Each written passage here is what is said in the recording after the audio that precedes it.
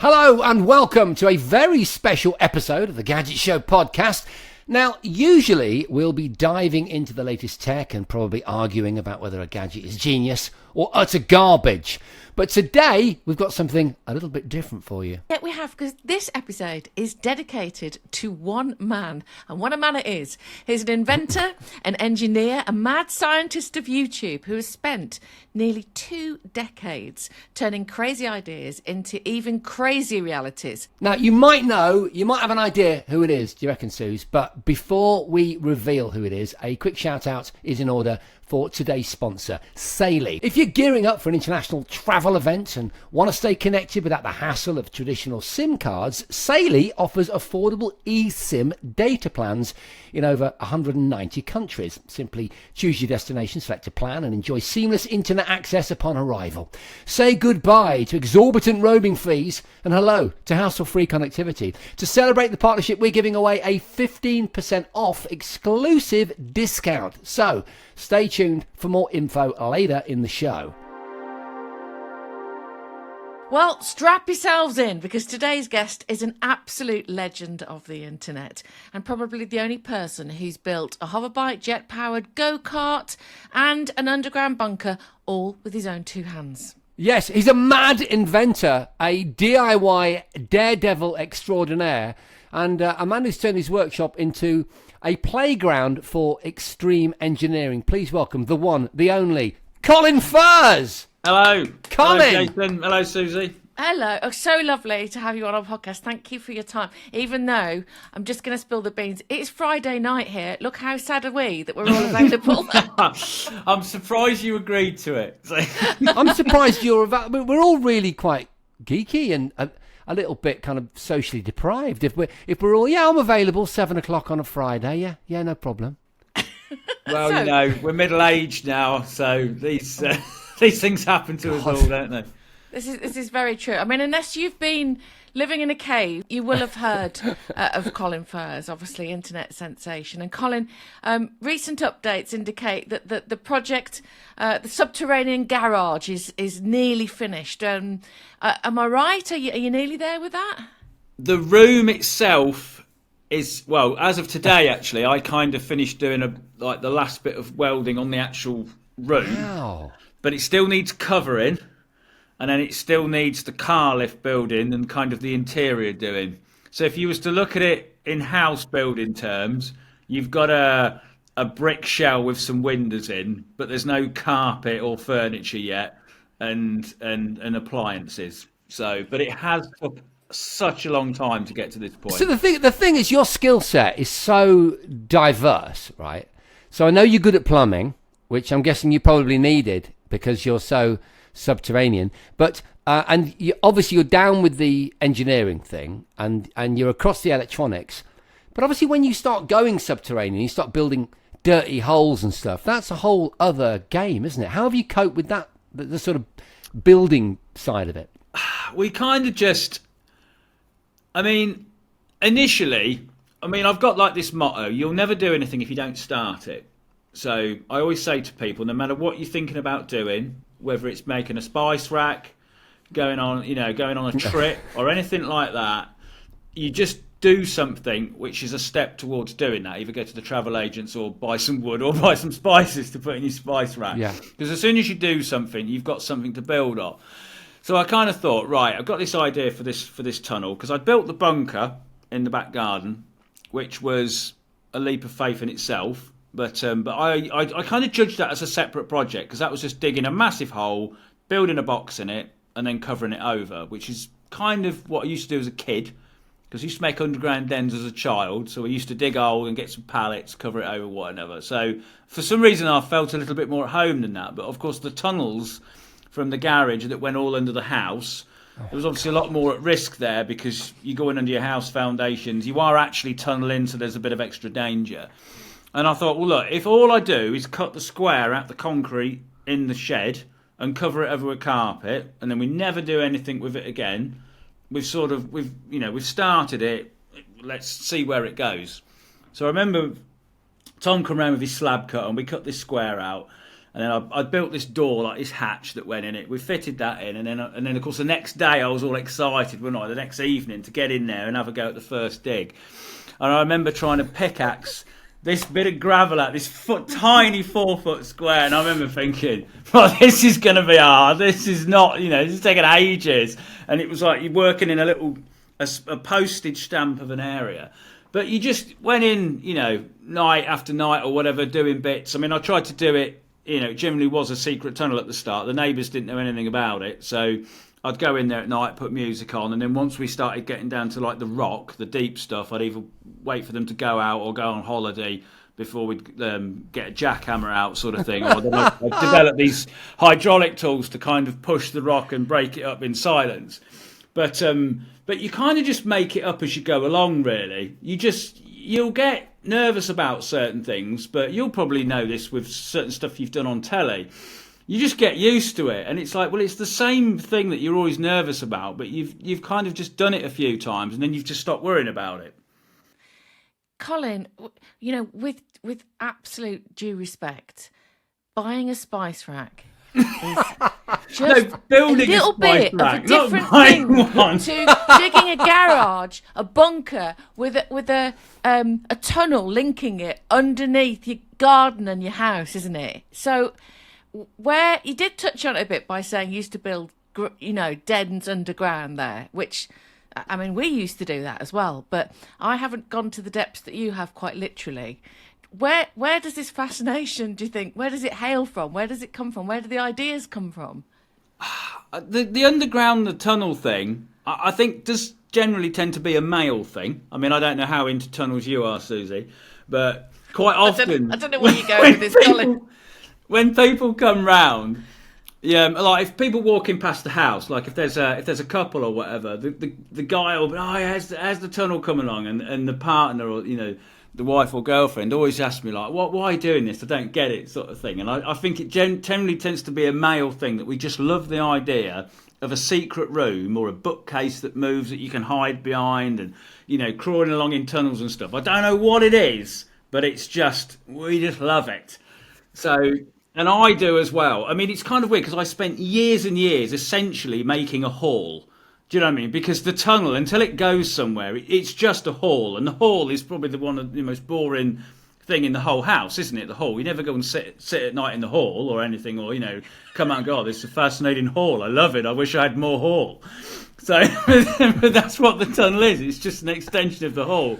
But because it's underground and like you dropping it through the cupboard, it's just, people just love it. Yeah, so you're right. It is endemic. There's something in the DNA, isn't there? I mean, rolling back a little bit, I'm interested to know, we're going to get onto some of your crazy projects, because actually a lot of your projects remind me a bit of the Gadget Show. Well, you two are a bit peas in a pod. We are a little bit, although Colin's on a grander scale. There's a lot of similarities between the two of you in what you like and what you do and the way that you are. Oh, the other thing that connects the two of you is you've both got a DeLorean.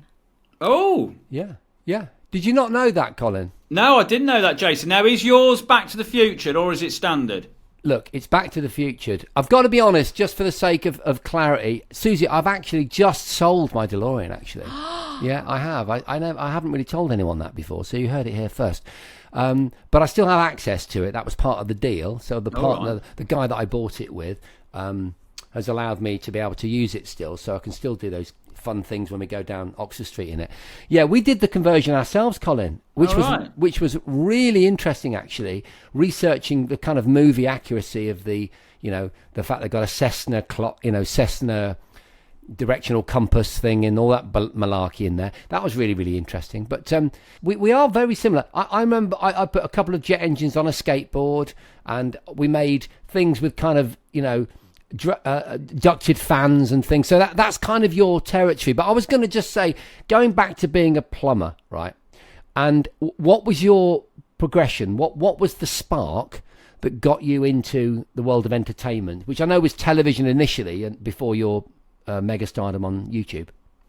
It was before I was a plumber. I used to ride BMXs, used to do the odd little competition and stuff, used to be quite good at flatland, and with that came video him. Do you know what I mean? Anyone Yeah. who was into skateboarding, BMXing in the 90s, early 2000s, you'd have a video camera, you'd film it, and you'd probably try and make some videos out of it. So there was a little bit of video editing skills and filming and fascination with that. And I kind of, when I started plumbing, I did invent some plumbing tools. So I always like loved problem solving and things like that. The idea of, making stuff was always with me. So it kind of all merged into each other, because the BMXing, I got to about 25, 26, and I sort of started to drift out of it, because a lot of my mates had stopped doing it, and essentially I was going out into car parks at night with 16, 17-year-olds sort of thing, getting a bit weird. So, and I just thought, I'm like the last one standing out of all my mates doing this sort of thing, and sort of lost a little bit of love for it. But I missed like the competition element, like the going out and trying to learn something. Do you know what I mean? With BMXing as a sport, you can always do something better, can't you? As a motorcycle racer, you can always go faster. And I missed that. I thought, I can't just stop this and then not do anything like that. So I started looking on the internet, and for some reason, I saw the Guinness World Record for the world's biggest bonfire.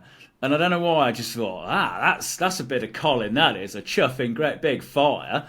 I'll get me some of that. So I bought me Toyota Hilux, and then literally went out collecting pallets for like just over a year. Just collecting pallets, driving around all the local factories and whatever, collecting all these pallets and building this massive fire. So that was going on. I was still plumbing, obviously. And then it all kind of come to this weird head where the girlfriend I was with at the time, she was going off to university in London, and she'd be like, I'm going down there doing that now, screw you, sort of thing. So that drifted out. My dad, unfortunately, was dying, so he had terminal cancer. Oh. And then it all sort of got to this bit like near Christmas, and then someone said, there's this website where you can upload videos, because beforehand I just used to make like VHS tapes, and they'd get like passed around the neighbourhood. My sister had hand them out to people at work, sort of thing. They'd do the rounds, because pre-internet, that was essentially how things worked.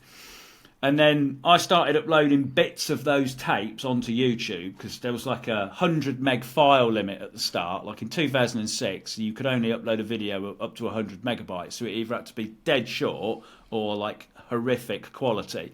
So it was like scaled down so you could barely watch it. So I sort of started doing that. I did the big fire. That was great, got the world record. And then we actually had a load of pallets left over, because where I originally was going to build it, the farmer literally found out 3 weeks before he was going to light it, there was a gas main running under the field, because he'd gone to cut the hedges. And then, like those red posts that you get in the bushes, I don't know if you've ever noticed them. Anyway, high pressure gas main right underneath it. Oh, and he was like, we can't do it here. And he's like, to be fair, probably would have been okay, but who's going to risk that? So then I spent all the time that I was supposed to have off work making it really tall, just moving it from one end of the field to the other, and we never got it all moved, because I'd collected like 24,000 pallets or something over the year of doing it. So we had a load left over, and I thought, well, we've got to build something out of these. There's no point burning them. Oh, is this the Wall of Death? Is that where that came from? And that's where the Wall of Death came from. And obviously, my YouTube channel was only like 3-4 months old then, and was kind of, people were interested in what we'd done, and I was like, well, why don't we film this from the start? This is going to be a video for YouTube. We'll film building it, testing and riding it, and then showing it. And that's where it kind of started, and it kind of just snowballed from there. I mean, some of the earlier videos were less buildy. There was like the fast food one where we got the caravan and made it into like a mobile burger hut, tried to serve people while we were driving, because I was coming back from somewhere one night, I was dead hungry, and I was like past this guy towing a burger van, and I was like, if he was in that, I could lean out the window and get a burger. So that's where that idea came from. But yes, it was kind of like a mixture of all sorts of things that kind of led me into the YouTube space, and then that just sort of like started to grow and grow and grow, and once my dad had passed away, I was allowed in the shed at home, because he had a shed. It was a great shed, but he didn't really let me in it. And I always used to say to him, "Can I have a little space in the back?" And he was like, "No, there's no space." But I mean, I think it was just his area, and he didn't want to share it, sort of thing. So So all these things started to come together, and obviously people were more interested in how I was making stuff, as well as watching it work. And then it kind of just stacked and went on from there. Right, before we get back to more from Colin, let's talk about something that makes staying connected while travelling abroad ridiculously easy. Our sponsor for today's episode is SAILY. Yeah, if you've ever been abroad and faced outrageous roaming charges, dodgy hotel Wi-Fi, or the hassle of hunting down a local SIM card, SAILY is the solution. We've all been there, haven't we? It's a global... I've done dodgy deals in back alleys dodgy for SIM Wi-Fi. cards, but yeah. It's a global eSIM service that provides affordable mobile data in over 190 countries with no fuss at all. Epic. Okay, so here's how it works. You download the SAILY app, you pick a data plan for your destination, activate your eSIM, and boom. That's just about it. You're online the second you land. No queues, no contracts, no surprise bills. And if you use the code The Gadget Show at checkout, you can get an exclusive 15% off your first purchase. Now, I spend quite a lot of time in the south of France, as you know, and trying to juggle Wi-Fi in cafes and the rubbish internet speed you get is an absolute nightmare.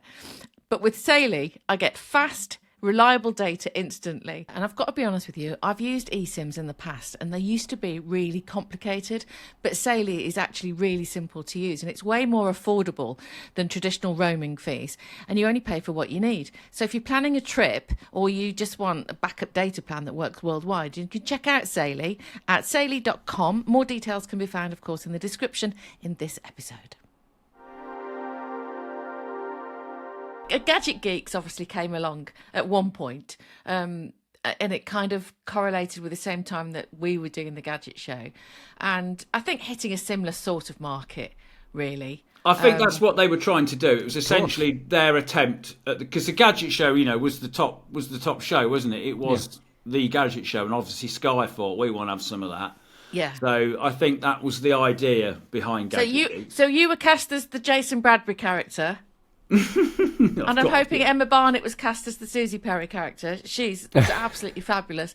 I mean, it was a great lineup. But did my question really is, did you take anything away from Gadget Geeks and the world of television that's kind of, helped you with the YouTube? Did you feel like... Right, okay. I learnt loads from that show, really, because if you look at when that happened, it was like 2011. The YouTube videos prior to that, I didn't actually say much in them. Do you know what I mean? There was all shouting and, going up the road on a mobility scooter, but there wasn't much presenting and they were filmed in a certain way. Whereas obviously spending a year doing that TV show, I kind of learned the structure of how certain things were filmed. But also Laura Offer, who was, what would she have been? She wouldn't have been the producer. She was an assistant producer. And her and Gareth, they always used to go on about calling everything TV big. If you're going to make anything on telly has to be way bigger than what it would normally be, because as soon as you put something on camera, it needs to pop and it needs to look amazing, sort of thing. And that's what I learned while I was doing that show, is that if you're going to make a tattoo machine, that someone's going to put your arm in, it's not just a machine, it's a massive chair with, big exhaust pipes and stuff, and you make a set essentially. So I took a lot away from that. I also learned a lot about telly and what an absolute mess it is. Yeah. Nobody really knows what they're doing. Like everybody the camera people are fantastic, sound people, and the producers know what they want. But it's a team of headless chickens, really, just trying to make something work. It's endless layers of different echelon of layers of people with a kind of input as well, isn't it? Yeah, and there's so many people obviously having their 2 pennies in it, but it's just the time scales and the budgets. I mean, certainly on the first series of anything will always be stretched and a bit optimistic. So, I mean, if they'd commissioned a second series, I would have done it, because ultimately, at the time it was quite good. It was very hard work. It was a lot of long hours. We were tucked away in a barn in Amersham, and we were in there sometimes till like 2:00 in the morning trying to get something to work for the following day. So it was very hard work. But I agree that the ambition of television is something that it's hard to kind of come by if you're, where did you grow up, Colin? It's Stamford. So Stamford. So you're a Lincolnshire boy, are you? Where I live. Are you a Lincolnshire boy? Is that Lincolnshire or Cambridgeshire? Well, it depends what part of Stamford you're in, because it's Really? actually the joining of 5 counties, Jason. Good. Oh, there you go. I think most Lincolnshire would You've be got the that bit. Lincolnshire accent. Yeah. You sound like the my lads I mum's went to house is school in with. Lincolnshire, but my house is probably nearly in Leicestershire, Rutland. But a lad from Lincolnshire, stroke Leicestershire, you're going to have, the ability to get in your dad's shed or nick his tools when he's away, learn to do things. Like a lot of my mates were like that, because I lived near Coningsby, not far from Stamford. Yeah. So I'm used to people that knew what to do with tools, and they were really good with motors and all that stuff. But I agree, ambition is what television has, isn't it? It's the high concept thing. That's what I learned from it. And you're right. What I would argue is one of the reasons that your YouTube stuff is so successful is you bring that high concept, that size that you're talking about, to YouTube in a way that a lot of other creators don't. For example, your AT-AT or AT-AT, I'm sure I used to say AT-AT in the 80s, that massive Star Wars robotic walker. It was that was when I really tuned into you, actually. And it's a really good example of this kind of theatrical television approach, isn't it, to building things? Yeah, you've got to make things big, but I always used to look at stuff. It's like, right, we're going to make this. What's all the little extra bits that we can give it that kind of makes the video seem more wow, if you know what I mean? Like, what's that little extra thing you can do it with? Certain projects, it might be like, okay, let's make a bigger one, or let's make it a bit faster, or let's add this to it. And I suppose with like the 88 or AT-ACT, because it was a Disney commission, that was. Oh, you couldn't say it wrong, Jason. No, man. you said it wrong. I can only imagine. It was just like the interior, making sure the head moves, the smoke machine, lights, stuff. Do you know what I mean? Anything, little bits and bobs like that. Fantastic. That's what TV's all about. Yeah. Colin, Jason, mentioned there the reasons why he thought that your YouTube channel is so successful. And when you look at the content on your channel, and you've had, I think, just shy of 2 billion views, so that's a lot of people looking at your channel. The danger element jumps out to me. I love it. I've been in motorcycle racing for the last 3 decades, so not shy of that at all. But from your personal perspective, what would you say is the moment when you've been in the most danger? I mean, have you, with the things that you've done, have you ever, feared for your life or thought, I've gone a step too far here? There's the one that definitely springs to mind. I don't know if you remember, I made the massive 360 swing in the back garden. Yeah. That in itself actually wasn't that bad. Although when I was making it, essentially it was a load of triangles with an axle.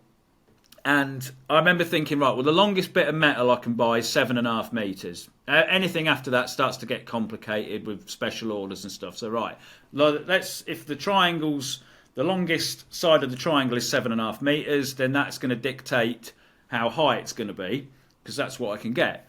So we made these triangles on the lawn, and a bit like, when you chuck a tent on the floor, it doesn't look very big, but then you put it up and get in it and go, oh, there's loads of room in here.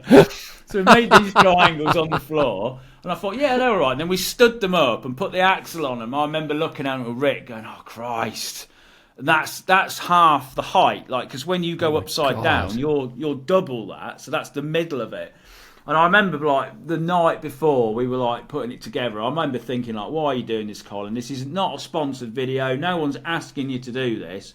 This is all your idea. If you scrap the whole thing now, no one's going to know. But yeah. I'm like, no, that's not how Colin works. We continue. Anyway, turns out it wasn't too bad. You could hold on to it, pinch it with your knees, over you go. It's actually quite nice. So it's quite a nice experience. But then after that, I had the idea of putting the paramotor, one of the motors off the hover bike, on the end of it to try and see if it would power itself. So from standing still, would it literally go and then blow yourself round? So I set this paramotor up on the end, and it had this tiny little fuel tank on, which had a spiral kind of feed off it. Because obviously it's all right when it's upright, but as soon as it tipped upside down, oh my God, the motors will work because they've got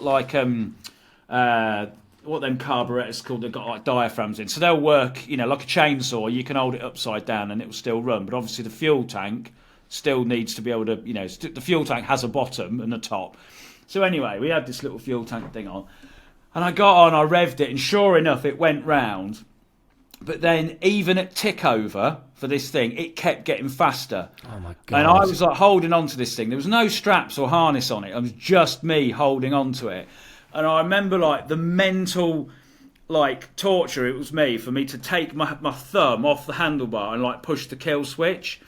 And it was getting faster and faster, and I was literally holding on so tight, and I managed to kill it, and then all of a sudden it stopped. But I remember getting off it, and I was like, not doing that again. Because you get the fear, don't you? Wow. With something like that, as soon as your body goes into kind of a panic mode, a fear mode, I think it's all humans, because this happens to me. My body shuts down and I can hardly move. So I know what you mean. Do you know when you just got to do like a small thing to stop something, but you can't get your body to move. It's terrifying, isn't it? It was one of those moments where I'm like, if this goes wrong, if I get flung off this, depending on what position I get flung off, I'm either going to end up, meters and meters in the air, or get slammed into the ground really fast. But I mean, luckily enough, I stopped it. I think in those moments, you really have to try and not panic and really think about what's happening. But that's not always that easy. I mean, this is probably the difference between a normal person on a motorbike and a MotoGP rider, is even at 200 miles an hour, they will be thinking not in slow motion, but they will be able to concentrate on stuff that we would literally just be like, I can't concentrate on anything. The whole world is coming at me fast enough. So it was just like one of those moments where you have to really like, Colin, think about this, and stop. But that scared me. How exciting! They literally actually do. They've said, I've interviewed obviously Valentino Rossi a lot over the years, and one of the things that he said to me about the faster you go, the slower everything becomes, and it's clearly a state of mind, but it's extraordinary. I mean, I've never been in that situation, but no, I've not been. It is exactly what you said there. 200 miles an hour on a motorbike, but it's crazy. So that was unnerving. But then more recently, I made another wall of death, and because I wanted to try and see if I could drift on it on a drift trike, and part of this was born because I was fed up with working on the underground garage, because last year's weather, as everybody will know, was just awful. It rained just constantly at the start of the year, and I'd got to a point, I'm like, right, I want to go and build something in the barn that the weather can't ruin. And I thought, I'll build a wall of death. I've got all the tools now to build a really smooth one, because obviously the first one being made out of pallets and junk was like riding a cattle grid. So I thought, make a smooth one. This one will be really cool. It'll be brilliant. And I thought, I'll get the drift trike on it. That'll be fantastic, because I tried to put a drift trike on the original one like 15 years prior or something. Never, and couldn't get it to work because it was too bumpy. So I started building it, and then again stood the first bit up and looked at it, and then was like, you've got to build this, Colin. You've actually got to do this, haven't you? And obviously, do you know what I mean? At 45, we don't bounce. I don't bounce like I used to. You tend to snap more. And that was a bit like, why are you doing this? Why are you doing this, Colin? Like, you're getting too old for this now. If you go and come a gutter. But, I managed it. So I think the other thing that we've discovered, just jumping back to that concept of what makes an idea great, it is, you just have a habit, Colin, of bringing several ideas, sometimes just two ideas together. So the simple beauty of Wall of Death with drift trike, that's it. I'm all in. It's like you think like a clickbait. Do you know what I mean? Well, I mean that's the game we're in now, because how algorithms work and how people's attention span works. You nearly have to work from the title and the thumbnail backwards, because if it's got a great title and a great thumbnail, that's the first job over with. The video and everything else is secondary to that. So sometimes I will think, what sounds like a really interesting concept as a picture and some words, and then work backwards. And are you constantly inundated by companies and corporations asking for you to collaborate with them, make them something, think of something, come up with an idea? And if so, how do you decide which ones you're going to work with? Is there something that jumps out for you? It's depending on, because like some people ask you to do stuff which is great for them and might be a really cool thing, but it's not something I'd normally build. And I tend to think, right, well, is this a project that I'd do if they weren't there and they weren't paying for it? sort of thing. And if that's still a yes, then obviously it would get to the next stage. The sponsorship thing on YouTube, though, has changed quite a bit over the last couple of years, because with the advertising rules now, if a company like sponsors and for you to actually make something, that's classified now as a full advert, and you have to have the whole hashtag ad and stuff either in the thumbnail or the title, which tends to not do very well on YouTube and stuff. People see that and they switch off from it. So the integration type sponsorships now, where you get like the little minute and a half of somebody talking about foods or VPN, obviously I get Surfshark. They've sponsored me now for 2 or 3 years. They're like one of my sponsors. And you just have that little bit in the middle of the video, and people know now, they're wise to it. If they're not interested in it, they can just skip Colin, it. I prefer NordVPN, but carry on, yeah. It's funny that you say that, Jason. So do I. So, Surfshark all the way, people. use my link and get 60% off. Or ours, yeah. I've Either no way, you're control covered. over You're it, going to be it's not safe going on my online. website. I love it. Carry on. But because I find them the best of sponsors, because they don't care what the rest of the video is. All they care about is their little bit in the in the middle of it, in the first 5 minutes or whatever. So that is better, because they're not dictating, we want you to make this out of this because it's come from this game or whatever. You can just do whatever you like, and they don't have any editorial say over it, because the Star Wars videos, as great as they were, had to go through so many things. They had to go through Disney, they had to go through Lucas films, and it would be constantly, they'd be coming back with changes. Disney were quite hot on health and safety, so if you didn't have like safety gear on while you're cutting stuff, like, no, you can't do that, you can't do that. But they always That's not they really used to do you, crazy is it, things, that? which I think used to kind of damage the videos, because on the land speeder one, when we made the land speeder, when we were reversing it on the drive, I hung out the back of it and got a trombone and tried to play the Imperial March as like the reverse beeper. No, can't do that. John Williams will be on the phone. I want some money. Oh man, that's hilarious. And I suppose that goes against the grain of YouTube, really, because the great thing about the internet was, for anybody that like you that was going on posting videos, it was what you wanted to post. You didn't have producers or anybody editorializing what you did. You chose who sponsored you. You chose if you held a can of pop or whatever it was in the shot, and that was so much the opposite of what we were doing on television. And, obviously, we had ideas and stuff like that, but, you just can't. You don't have carte blanche to do what You've you want. got more you filters do on the internet. on telly. Yeah, There's you more have filters. So tell me then, if you had a blank check from, let's say, for a Hollywood film. Yeah. What to make a film or to make a YouTube video? To make something. To make an invention. For your video, for your YouTube, you've got a blank check. They're going to use it in the film, whatever. It doesn't matter. But they're going to give you, millions of pounds to make whatever you want. What is it?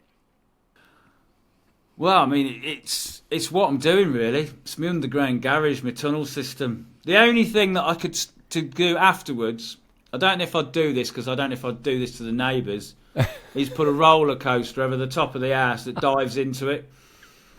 Because I'll have this chuffing great hole in the front garden. I've always thought you could come over the roof and dive straight in where the car will come out, whip round and then through the tunnel and whatever, and then come out in the back garden. Oh, But fantastic. I have been itching. I know you've talked about it in your videos, but I want to ask you the question that I know everyone wants to ask you, which is, what are the neighbours like? Like, what in reality, what's going on there? Guy next door, single dude. Well, he's a bachelor. It might be single, I'm not sure, actually. Not asked him recently. So it's none of my business. He doesn't care. He's interested in it. Next door but one, he's a DT teacher, so he's all over it. He's often, if he's not asking how he's getting on, he's wanting to borrow my laser cutter or the plasma cutter or something. So he's all good. The people that aren't joined on to me, at times there's been a bit of friction, but it's tended to be, I think, when they've had other problems in their lives, if you know what I mean, like if they've health issues or other stuff. I don't know. I'm an easy person to moan at. So, because I'm constantly giving them reasons to moan. But like when we had all the houses built behind us, like nobody wanted them because it used to be a nice view of fields and stuff out the back. Now it's a housing estate. That stressed them out quite a bit, obviously, while that was happening, and then that was at the same time while I was building the. So you got Star Wars thing. Yeah, you got the focus of their. Yeah. So, upset. but I every time anyone's ever put a complaint in or anything, I've always either tried to do something to mitigate it afterwards. Yeah. Or I've never had a go at anybody or anything like that. And to be fair, if I'm working in the shed with the doors shut, it's not really that noisy. The shed's very well insulated. So if we were doing any grinding or cutting or anything, I'll always make sure I'm trying to do it as much as possible in the shed with the doors shut. So, but luckily enough, everyone's been good with it because I still film and edit everything myself. No, you don't. I was going to ask you about your production setup. Really, some of the amount of or the quality of content you're doing to the scale of audience you're doing, you do it all yourself. All on a tripod. The only time the camera moves is if I'm behind, if I'm actually holding it myself and I'm doing the shots. I experimented with having a guy come and film for me, but I didn't like it. I'm not so fussed about the filming because we all know, Suze, don't we? You can film something in a day, right? Half a day, no problems, right? But the editing, just, oh my God, it goes on forever. But you still do that, do you? Yeah, I still do all that as well because I like to know what the vibe of the video is. So I'll film something and I'll have my tea, whack it on the timeline quick, chop out, because I know what I've filmed. And when you are the editor and the cameraman and everything, you're sort of doing it in your head as you go along anyway. Yeah. So, but what I'll do normally when I start a project is I'll go in the shed, I'll film the intro, I'll film the setup bit, and then I'll literally come inside the house and I'll edit it, get the music, get everything on so I know what the start of the video feels like already. So as soon as I start building and doing stuff, I know what it feels like, I know the vibe, and if I start messing around, and sometimes if I know what soundtrack I'm using, and if I start moving around the shed a bit funny or whatever, I'll make sure I can time it up with a beat. Yeah. And stuff like that. So I that's an interesting way to work. I just find it a better way to do stuff. Yeah, that's really interesting. When you were growing up, did you... Because I'm just trying to think about your age. So you're like about 10 years younger than Jason and I. He's a lad. He's a youngster, isn't he? Yeah, babe. But who were your... who did you look at and admire? Because I'd be Evel Knievel, but that's probably like... Yeah, he was before your time, really, isn't it? The end of the 70s, Evel Knievel, wasn't he? I remember watching Kickstart on a Saturday or a Sunday morning. I used to enjoy that, but just remind us of the format of Kickstart. I know it was on motorbikes, but what? It was like an assault course. They had to try and get up like the side of a bank across a load of logs and things and stuff like that, and bits and bobs. It was a bit like Total Wipeout, but on a motocross bike, I suppose. And really, kids, they were all kids, weren't they? So we all related to that beautifully. It had great opening credits. I seem to remember, with this little cartoon character on a bike with a really cool tune, which all 70s shows did, really. Is anything that you've made failed spectacularly that you would like to do again and perfect it? I tried to make this, it was a failed concept from the 50s, so what a shock it didn't work.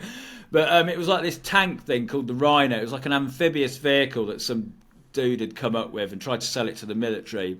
They never took it up because for a military vehicle it did have some holes in it, but my version of it, although it absolutely looked fantastic, the base vehicle which I used for it I don't think was the right choice. So it was supposed to be this all-conquering off-terrain vehicle, but it wouldn't even climb over a brick because it was hydraulically driven and it just didn't have the power.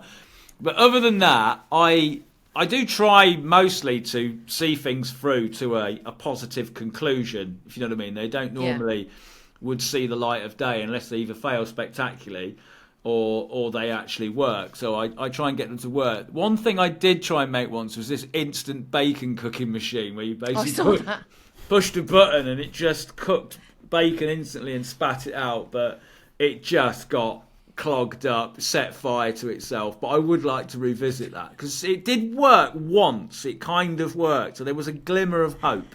What did we make, Suze? Didn't we make something like a steam-powered ice cream machine or something?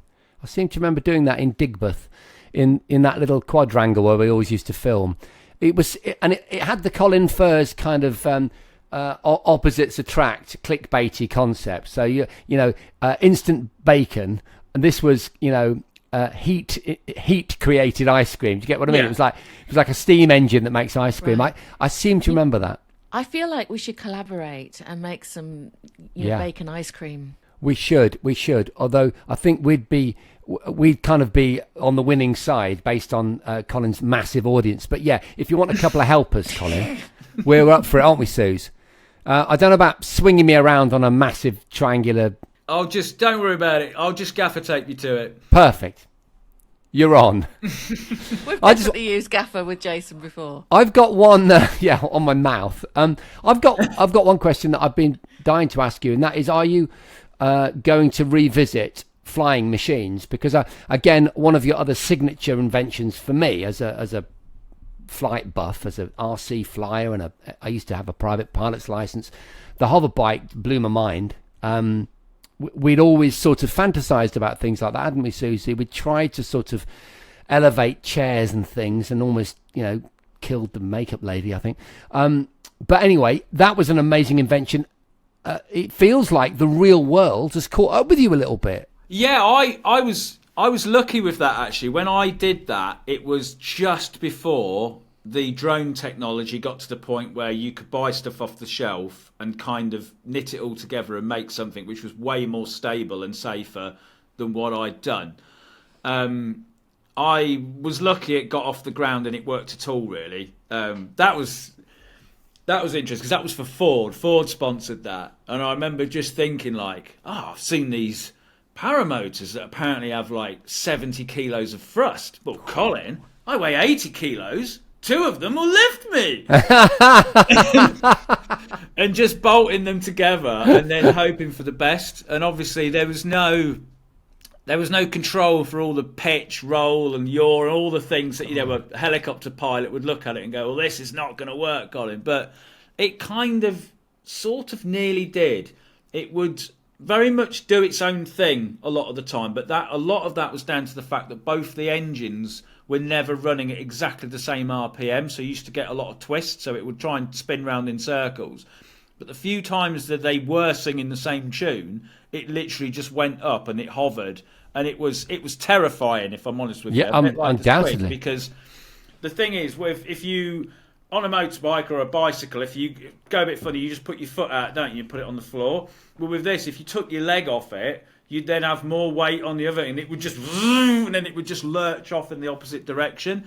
And of course, you've got these spinning blades and stuff everywhere, so it was kind of a bit terrifying in that sense. And also, once it did go off the floor, even though it was only going a meter at most, you felt like you were 2 or 3 meters in the air because your head's a bit higher.